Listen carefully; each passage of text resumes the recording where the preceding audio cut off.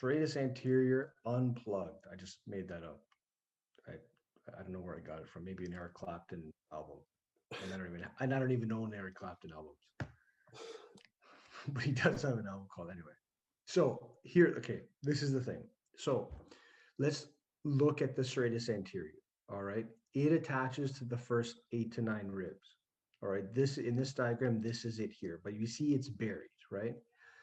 And it's buried, but one thing that you don't see in a lot of anatomy books is that there's 3 sections to it. There's the serratus anterior superior, and you don't see it in this photo. You're going to see it in the following ones. It's the first 2 slips of the serratus anterior attached to the superior angle of the scapula, that high.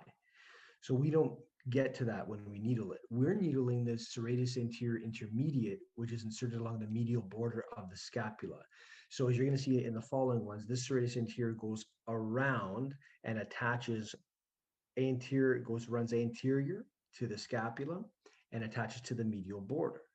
And then the serratus anterior inferior inserts near the inferior angle of the scapula, which makes serratus anterior so profound, so that when we stimulate it, when we needle it, it has fascial attachments to the latissimus dorsi, to the external oblique, the pectoralis major, and it's the fascia of the pectoralis major, and here's the rectus abdominis, here's the pectoralis major, and it has a dramatic effect on all of those muscles. So it depolarizes all of them, and then of course it improves scapulothoracic function.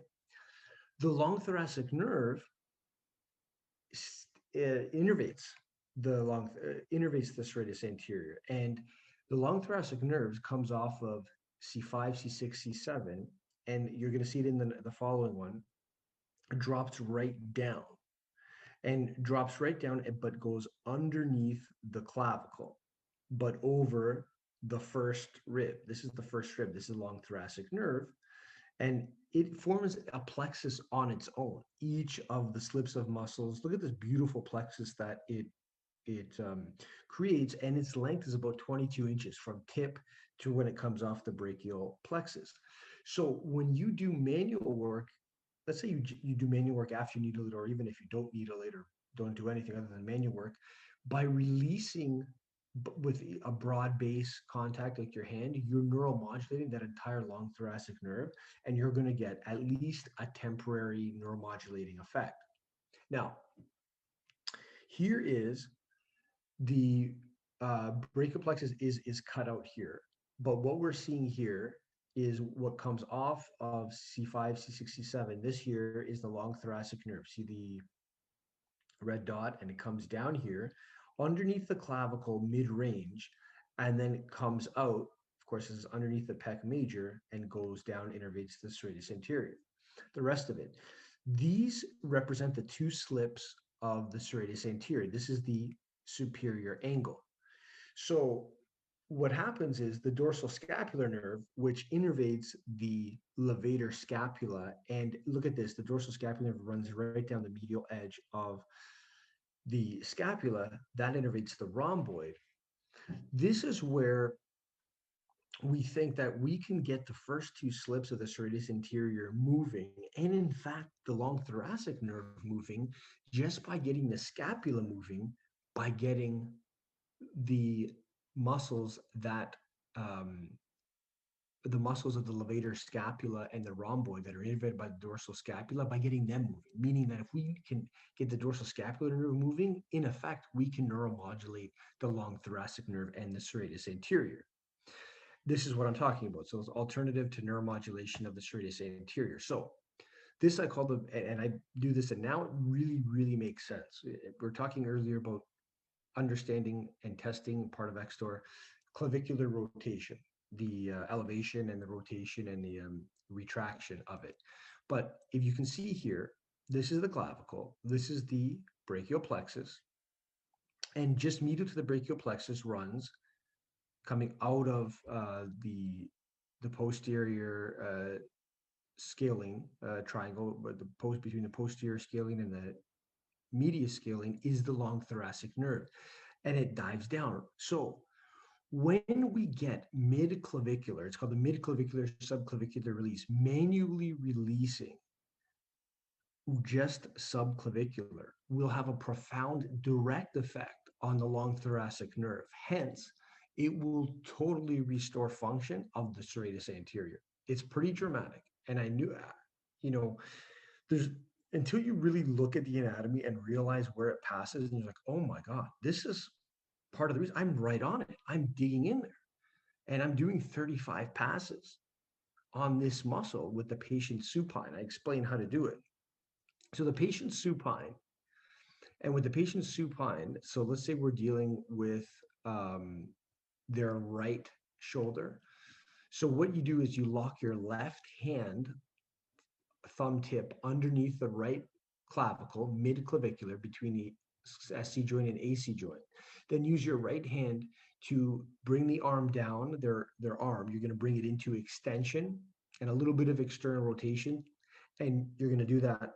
And it's almost like the subcoracoid release that you see in the soft tissue course, the one on video, only that you're doing the same thing, but you're moving more midline on the clavicle, and to get deeper, to get the splaying of the pectoralis major to come down, you have them laying on their back, and it's a gateway, boom, right in there, and you will clear the long thoracic nerve. 35 passes. I'm going to demonstrate it. I'm going to video it and then put it on locals. Let's see, tomorrow, if I have a cancellation or something tomorrow, I'll do it. And then I'll put it up on locals. It'll be a short video, like 40 seconds. Next, the dorsal scapular nerve, levator scapula, motor point stimulation. So look, here's the serratus anterior right here.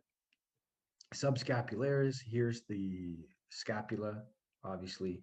Here's the first two slips of the serratus anterior. I said attaches to the superior angle. This is a superior angle right here at the bottom. And the serratus anterior, the intermediate and the distal part of inferior part of the serratus anterior attach along the medial border and the inferior angle. So just by stimulating the dorsal scapular nerve, and that's i.e. the levator scapular motor point, essentially it's one and the same, by getting movement of the levator scapula and the rhomboid, we will neuromodulate the long thoracic nerve and the serratus anterior. So just for fun, what I'm going to, what you should do, when I say for fun, like you have a patient that's weak with their serratus anterior, or you could just do it not on a real patient, you want to do it just to see. If they're inhibited in scapulothoracic stabilization, do the dorsal scapular nerve, stimulate it, and then retest. I would even follow with some soft tissue work. I think you're going to almost equally blow the patient's mind. I honestly do. This is just the motor point that I'm talking about. It's in the motor point manual. This is the newest one. You guys have that, and there's a video on my YouTube channel. I post it often on the Facebook page, on the Lockdown and Learn and the CMTW. But if you just even typed in Anthony Lombardi, levator scapular motor point, the video would come up. It's well viewed. But this is it. Here's two viable alternatives based on our knowledge of anatomy, based on our understanding of where the long thoracic nerve runs. And so I know this is going to blow your mind and blow your patient's mind when you apply it.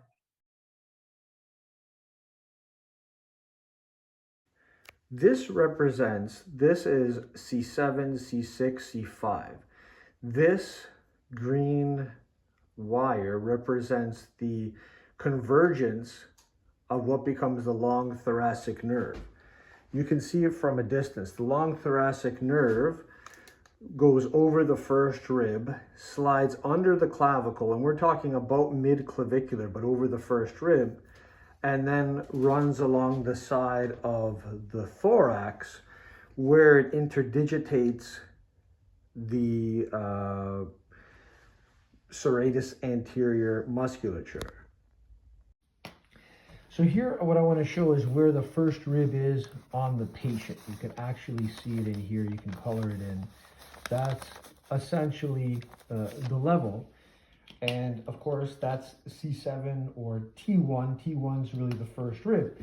Now, the long thoracic nerve rides over this and then delves underneath the clavicle, which is here, and then comes out through here and then progresses downward deep to the muscles of the pectoralis major and runs along the rib cage. So what I want to show you now is how I release it. All right. So to release such a nerve, I want to make sure the patient, slide a little bit over, is off the table like this. So it gives room for extension of the arm. My left hand is encasing the patient's left hand. And then I lock underneath mid-clavicular like so with the tip. And I get right under there and I extend the arm. And at the end, sometimes what I'm doing is externally rotating the shoulder and the elbow. And I'll do this for 35 to 40 passes.